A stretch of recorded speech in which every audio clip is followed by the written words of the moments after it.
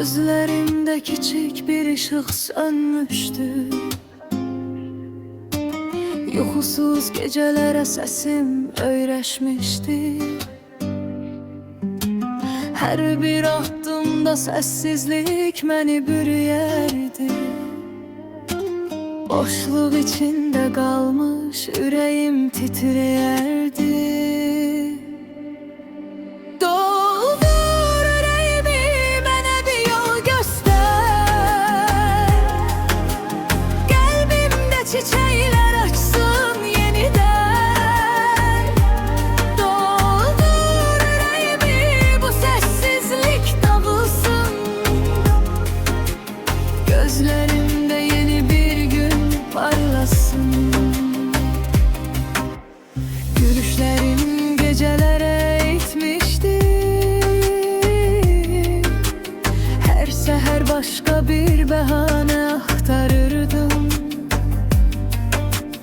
Ümitlerim sönmüş, yolumu itip. Bütün dünya benden uzaklaşmıştı. Bir ümit, bir parça sevgi bəs eder.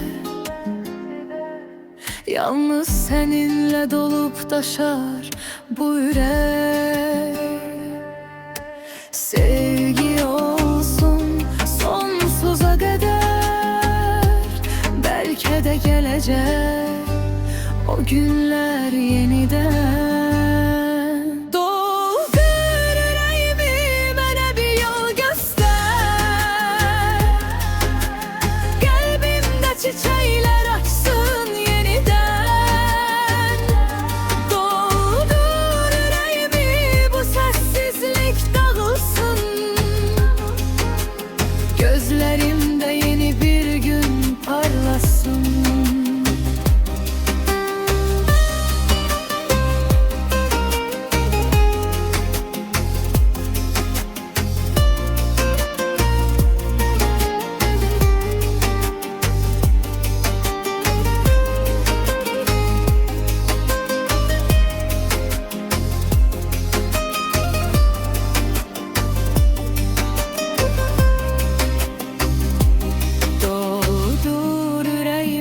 Sevgiyle dolsun. Her acını unutmak mümkün olsun. Doldur beni nihayet kardeşim.